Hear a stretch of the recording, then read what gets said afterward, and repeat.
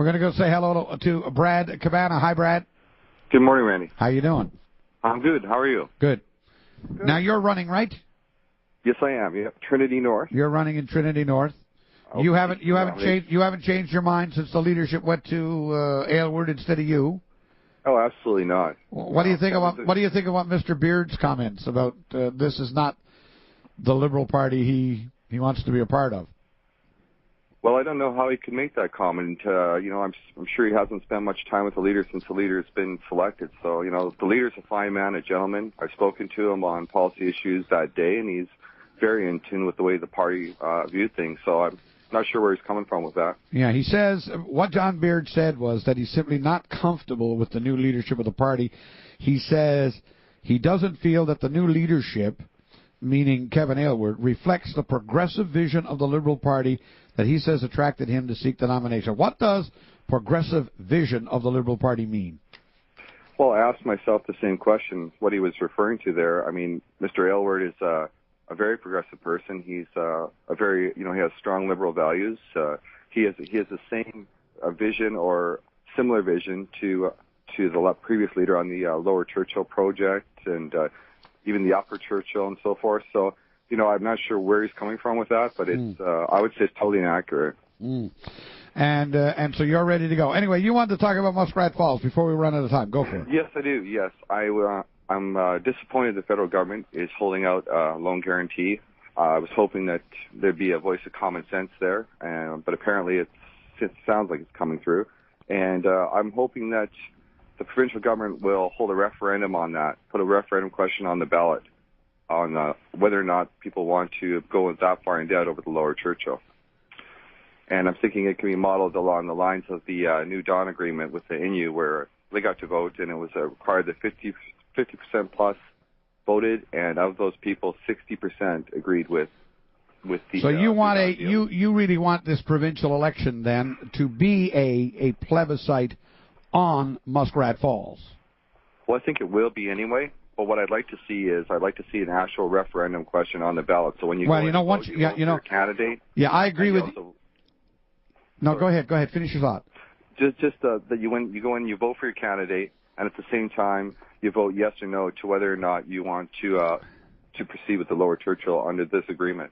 The scary piece with that, Brad, though, when you think about it, is that how can a person go in and take a divisive issue, very divisive issue like this Muskrat Falls deal, and say, you know what, I don't agree with the Muskrat Falls deal, so I'm going to vote for Brad Cabana in my district because I agree with him. This is a bad deal.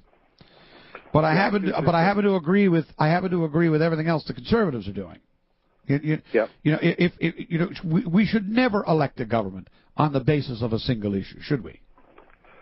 It depends if that issue is going to, add 50% to your provincial debt. I mean, to me, it's bigger than. It may be smarter politically to say, well, if you're against the deal, vote for the Liberals. But realistically, it's more important than politics. It's the future of the province, and I think there's people in the Conservatives who aren't in favor of this deal, and people in the NDP who aren't in favor of the deal. And so I think you need to leave it open so that it truly reflects what the people want. If the majority are in favor of it, and they're in favor of putting the province in that kind of debt for the future, then so be it. Wouldn't both political parties in this instance, or all three political parties in this instance, be better off from the point of view of what's going to influence the outcome of an election to agree that before they do anything, they will hold your proposed plebiscite, but not do it as part of the election? Well, do it after the fact. It's less cost to do it during the election because, the ballots are there, the people are there, they're coming to vote anyway. May give them an extra incentive to come out and vote, may have a better turnout. But, what I'm saying, for those reasons, I think it's a good time to do it right then and there.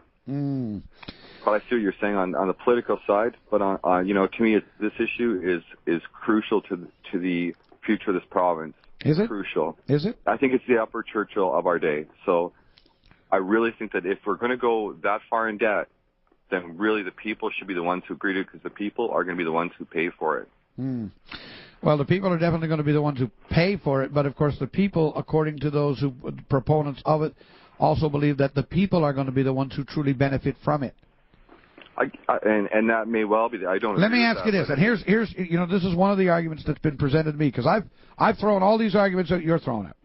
Okay. And here's what they're saying to me very quickly. All right, they're saying, Randy, if you go out and you buy a house and you mortgage it for $250,000, and the house is worth $300,000, right? Now the question is this: are you then in debt $250,000? I say, yes, indeed, I am. And they say, well, you're not really in debt unless you can't afford to make the payments on it. Right? Then there's no debt if you can afford to make the payments on it. Yeah, so if you're renting out the basement of the house, and the basement of the house is providing enough money to make the monthly payment on the $250,000, you've already got $50,000 worth of equity in the house. You have a $250,000 asset that's earning you the income that's going to pay off the house. You have no debt. Yeah, and I would say quickly have a look at what happened to the United States real estate market. They went exactly the same way. That's not the same comparison. That's not a fair comparison. Way, Randy. It's paper equity they drove their market on, and it collapsed because of what you said, leveraging debt. And that's exactly what I'm afraid is going to happen with Newfoundland. This is okay. I'm not sure that this is. I'm not sure you could call that leveraging debt. Understand that what happened with the housing market in the United States and what you're talking about here is if we took the mortgage and bundled it with 4 or 5 others that are really can't be paid. But that's not what you're doing here, right? What you're doing here is you're saying, I have a guaranteed asset and I have guaranteed income to pay for it. So are you really adding anything to anybody's debt? Yes, you are. You're adding to your gross debt. You still have to pay that mortgage payment every single month. And if the market falls, as it has, for instance, in the United States, you're left with the false equity that was in your property. And people. Well, but that's not. Your asset goes underwater, as it were. But that's not the case with a hydro project. That's not the case with a hydro project because there is no limit on the amount of time it can generate income for you. In fact, it's forever. Right? It's like the Upper Churchill today. The Upper Churchill is 50 years old. Right. They're still generating that power for 3.3 cents a kilowatt hour. 50 years later, because the price of it once it's built never goes up. And in 2040, when that asset's 75 years old, it's reached its useful life, and it needs to either be taken down or completely refurbished at massive cost. I don't know if that's the case or not. Anyway, Brad, we've gotten way over time. Okay, sorry. But no, you're presenting this is a very important matter, and I don't mind giving people a little extra time on any side to talk about it. You're saying let's have a vote, let's have a plebiscite, and let's do it during the election.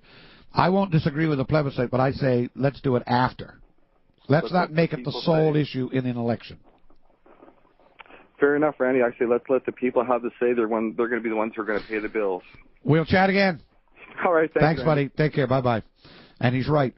The people of Newfoundland and Labrador are the ones going to pay the bills. Let there be no doubt about that.